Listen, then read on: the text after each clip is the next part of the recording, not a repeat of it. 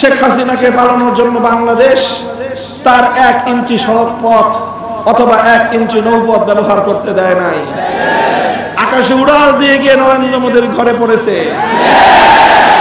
নরেন্দ্র মোদী তাকে স্থান দিয়েছে। আমরা অন্তর্বর্তীকালীন সরকারকে বলতে চাই, এই সকল গণহত্যা, 2009 সালের পিলখানার গণহত্যা, 2013 সালের শাপলার গণহত্যা, 2024 সালের এই বৈষম্য বিরোধী আন্দোলনের গণহত্যায় সকল নিহত শহীদ ব্যক্তিদের হত্যাকাণ্ডের বিচার করতে হবে।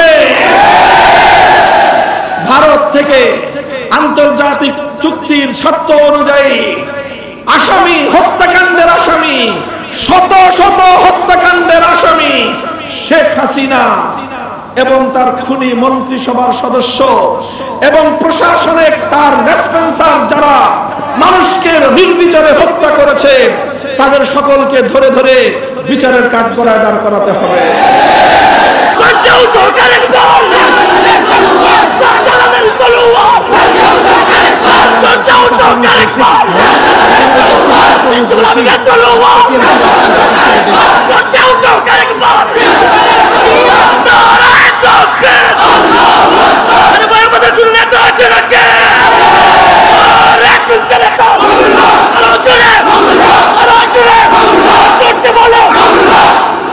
সংগ্রামী সাথী ও বন্ধুগণ, আমরা বলতে চাই, এভাবেই সাম্প্রদায়িক সম্প্রীতির যেই নজির স্থাপন করা হয়েছে, এটাই বাংলাদেশের প্রকৃত চিত্র। শেখ হাসিনার বিভাজনের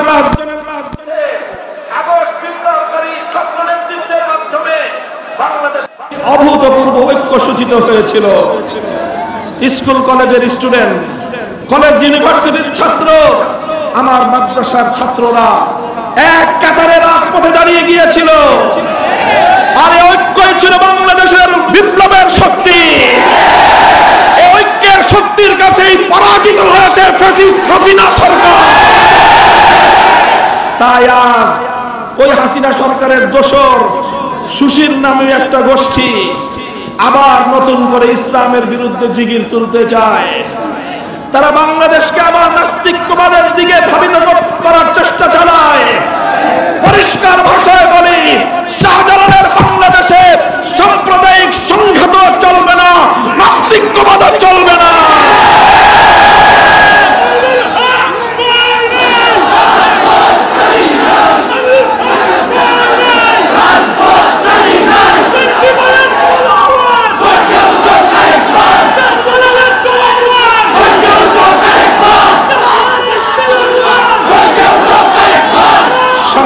সাথী ও বন্ধুগণ, বাংলাদেশ যে ঐতিহাসিক যেই ধারাগুলো পেরিয়ে যে 3টি আধিপত্যবাদী শক্তির আধিপত্যবাদের বিরুদ্ধে লড়াই করে আজ শাহজালালের বাংলা স্বাধীন হয়েছে, গৌর গোবিন্দরা সেই শাহজালালের বাংলার দিকে চোখ তুলে তাকিও না, তোমাদের সেই চোখ উপড়ে ফেলবো আমরা। বিগত 15টি বছর 3টি জাতীয় নির্বাচনে ভারত বাংলাদেশের 18 কোটি মানুষের অধিকারকে নিজের পায়ের নিচে পিষ্ট করেছে। তারা শুধু শেখ হাসিনার ক্ষমতার চিন্তা করেছে, এদেশের মানুষের মতামতের বিন্দুমাত্র তোয়াক্কা করে নাই।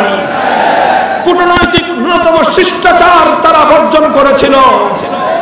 তাই আমরা ভারতকে বলবো, প্রতিবেশী বন্ধুসুলভ রাষ্ট্র হিসেবে থাকতে চাইলে ওয়েলকাম।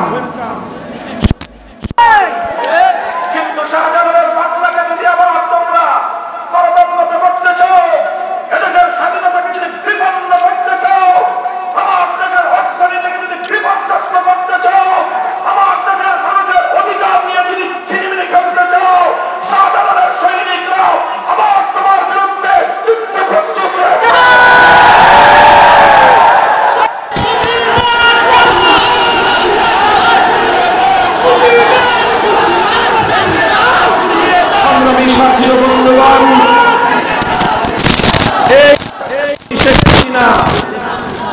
ফ্যাসিবাদী শেখ হাসিনা 5ই আগস্ট প্রত্যক্ষদর্শী যারা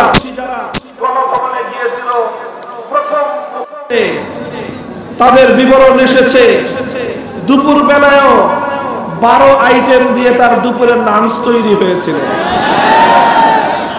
মঞ্চে এসে কান্না জুড়ে দিতেন যে এত নিহত মানুষের আহাজারিতে তার নাকি বুকটা ফেটে যায়। এই নাটক বহুবার দেখেছে বাংলাদেশের মানুষ। যখন দেশের মানুষ খেতে পায় না, এদেশের মায়েরা তাদের সন্তান হারিয়ে বুক ফাটা আত্মচিৎকার করে, তখন গণভবনে 12 আইটেমের বুফে তৈরি হয়। কিন্তু বিক্ষুব্ধ জনতার আন্দোলনের সামনে, সংগ্রামের সামনে সমস্ত পেশি শক্তি পরাভূত হয়েছে, বন্দুকের নল পরাজয় মেনেছে।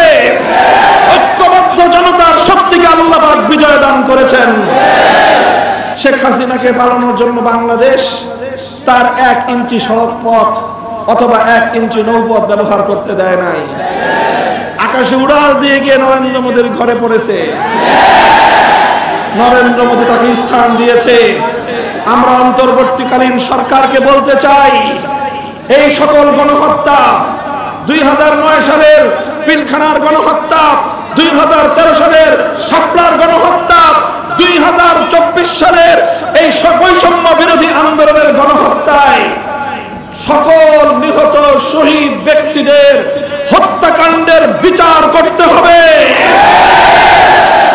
ভারত থেকে আন্তর্জাতিক চুক্তির শর্ত অনুযায়ী আসামি, হত্যাকাণ্ডের আসামি, শত শত হত্যাকাণ্ডের আসামি শেখ হাসিনা এবং তার খুনি মন্ত্রিসভার সদস্য এবং প্রশাসনে তার রেসপন্সার যারা মানুষকে নির্বিচারে হত্যা করেছে, তাদের সকলকে ধরে ধরে বিচারের কাঠগড়ায় দাঁড় করাতে হবে।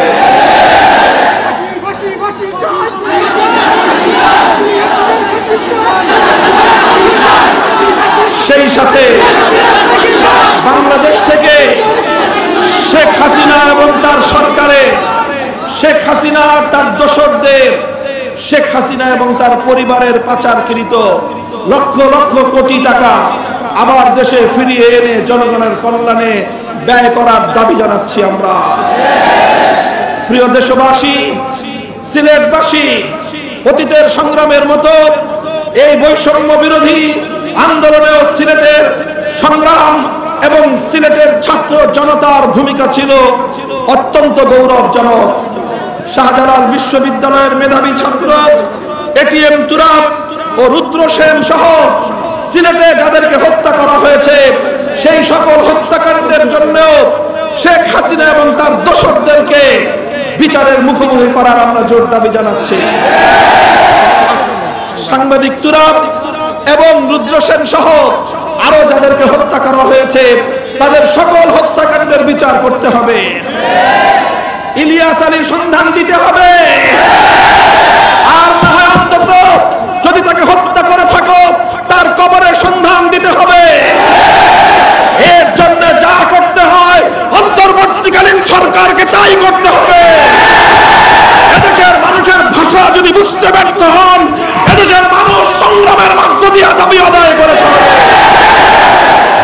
সংগ্রামী সাথী ও বন্ধুগণ, আগামীর বাংলাদেশ হবে বৈষম্যহীন বাংলাদেশ। আগামীর বাংলাদেশ হবে ন্যায় এবং ইনসাফের বাংলাদেশ। আগামীর বাংলাদেশ হবে ইনসাফ ভিত্তিক ন্যায় নীতির সমাজ গঠনের বাংলাদেশ। এই বাংলাদেশে যেখানে ইনসাফ থাকে, যেখানে বৈষম্যহীন সমাজ গড়বার প্রত্যয় থাকে, সেখানে আওয়ামী লীগের মতো সন্ত্রাসী সংগঠনের রাজনীতি করার কোনো সুযোগ থাকতে পারে না। শেখ হাসিনার রাজনীতি, আওয়ামী লীগের রাজনীতি, যুবলীগ এবং ছাত্রলীগের রাজনীতি, শেখ হাসিনা এবং তার যুবলীগ ছাত্রলীগের রাজনীতি বাংলাদেশের সন্ত্রাসের রাজনীতি। তারা করেছে খুনের রাজনীতি, মানুষকে ভয় দেখিয়ে, আতঙ্কিত করে ক্ষমতার মসনদকে চিরস্থায়ী কুক্ষিগত করে রাখার চেষ্টা করেছিল। বাংলাদেশ প্রমাণ করে দিয়েছে, জ্বলে পুড়ে মরে ছারখা, তবু মাথা নোয়াবার নয়। সাবাস বাংলাদেশ, সাবাস বাংলাদেশ, সাবাস বাংলাদেশ। শাহজালালের এই পুণ্যভূমিতে আবার যদি কোনো অত্যাচারী, স্বৈরাচারী, ফ্যাসিবাদী মাথাচাড়া দিয়ে উঠবার চেষ্টা করে আমরা আবার রাজপথে নামবো ইনশাআল্লাহ। আমরা একটি ঐক্যের প্ল্যাটফর্ম তৈরি করতে চাই। মত পার্থক্য থাকবে, সংঘাত থাকবে না। মত পার্থক্য থাকতে পারে, ধর্ম বর্ণ ভিন্ন মত, আমরা সকলের জন্য দিতে চাই খেলাফত। প্রিয় সিলেটবাসী, আমি আপনাদেরকে বলতে চাই, আমরা বলতে চাই, বৈষম্য বিরোধী আন্দোলন যদি চূড়ান্ত পর্যায়ের সফলতা অর্জন করতে হয়, যদি চূড়ান্ত ন্যায় এবং ইনসাফ ভিত্তিক সমাজ গঠন করতে হয়, মানব রচিত কোন তন্ত্রমন্ত্র দিয়ে পরিপূর্ণ ইনসাফ ভিত্তিক সমাজ গঠন করা কোশ্চিনকালেও সম্ভব নয়। এজন্য প্রয়োজন সৃষ্টিকর্তা মহান রব্বুল আলামিন আল্লাহ প্রদত্ত রাজনৈতিক বন্দোবস্ত। আর আল্লাহ যে রাজনৈতিক ব্যবস্থা দিয়েছেন সেটা হলো আল্লাহর প্রতিনিধিত্বের রাজনীতি, সেটাকেই বলা হয় খেলাফতের রাজনীতি। আসুন আসুন, বাংলাদেশে যে জাগরণ শুরু হয়েছে সত্যের পক্ষে, বাংলাদেশে যে জাগরণ শুরু হয়েছে, বাংলাদেশের মানুষ যেভাবে জেগে উঠেছে, ইসলামকে যেভাবে বাংলাদেশের অনেক জায়গা থেকে নিষিদ্ধ করে রেখেছিল ফ্যাসিস্ট শেখ হাসিনা এবং তার দোসররা, হুঁশিয়ার। ঢাকা বিশ্ববিদ্যালয়টা নবাব স্যার সলিমুল্লাহর টাকা দিয়ে এবং তার সম্পদের উপর গড়ে উঠেছে।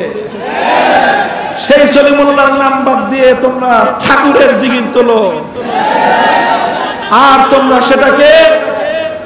সেটাকে তোমরা মৌলবাদ বিরোধী আন্দোলনের নাম দাও। আমরা বলতে চাই, ঢাকা বিশ্ববিদ্যালয়কে নবাব স্যার সলিমুল্লাহর প্রতি কৃতজ্ঞতা প্রকাশ করতে হবে। বিশ্ববিদ্যালয় প্রতিষ্ঠার বিরোধিতাকারী রবীন্দ্রনাথ ঠাকুরের প্রকৃত ইতিহাস জাতির সামনে উন্মোচন করতে হবে।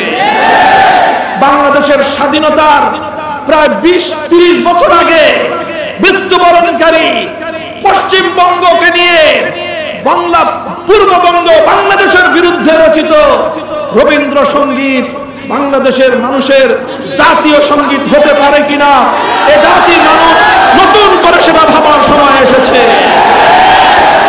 মানুষ একটি নতুন বাংলাদেশ চায়, বৈষম্যহীন বাংলাদেশ চায়।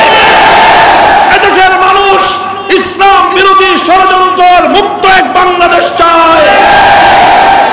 এই বাংলাদেশ গড়ার জন্য আমরা সকল দল এবং মতকে আহ্বান জানাই, নিজ নিজ দলের রাজনীতি করুন যার যার জায়গায়, দেশের স্বার্থকে সকল দলীয় সংকীর্ণতার ঊর্ধ্বে তুলে ধরুন। সকলে মিলে যদি আমরা আগস্টের এই বিপ্লবকে সাফল্যমণ্ডিত করার জন্য ছাত্র জনতাকে সাহস জুগিয়ে যেতে পারি, ইনশাআল্লাহ এই বিপ্লব এবং গণ অভ্যুত্থানের উদ্দেশ্য কেউ ব্যর্থ করতে পারবে না। আপনারা আগামী দিনে আমাদের পাশে থাকবেন তো ইনশাআল্লাহ? আমরা ইনসাফ কায়েম করার জন্য, ন্যায় নীতি ভিত্তিক একটি সমাজ গঠন করার জন্য চূড়ান্ত সংগ্রামের প্রস্তুতি নিচ্ছে ইনশাআল্লাহ। আল্লাহ পাক রব্বুল আলামিন আমাদেরকে তৌফিক দান করুন।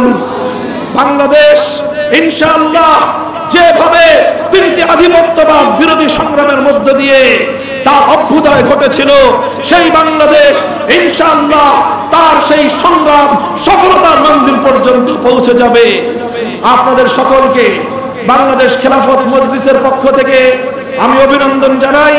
দীর্ঘ সময় কষ্ট করার জন্য আপনাদের সকলকে আমি আবারও শুকরিয়া জ্ঞাপন করছি। বাংলাদেশ খেলাফত মজলিস, যুব সমাজের জন্য বাংলাদেশ খেলাফত যুব মজলিস, ছাত্র মজলিসের পতাকা তলে সংঘবদ্ধ হয়ে এই ন্যায় এবং ইনসাফের সংগ্রামকে এগিয়ে নেওয়ার উদাত্ত আহ্বান জানাই। সকলকে আমি আবার সংগ্রামী সালাম জানিয়ে প্রিন্সিপাল হাবিবুর রহমানের বাংলাদেশ খেলাফত মজলিসকে এগিয়ে নেওয়ার উদাত্ত আহ্বান জানিয়ে বক্তব্য শেষ করছি। নাসরুম মিনাল্লাহি ওয়া ফাতহুন করিম। বাংলাদেশ জিন্দাবাদ, বাংলাদেশ খেলাফত মজলিস জিন্দাবাদ। আসসালামু আলাইকুম ওয়া রাহমাতুল্লাহ। এই মুহূর্তে সকলেই বিশেষ আপনাদের প্রতি নির্দেশনা থাকবে, কেউ যেন মাগরিবের নামাজ অন্তত আজকে কাজা না হয়, বাদ না যায়।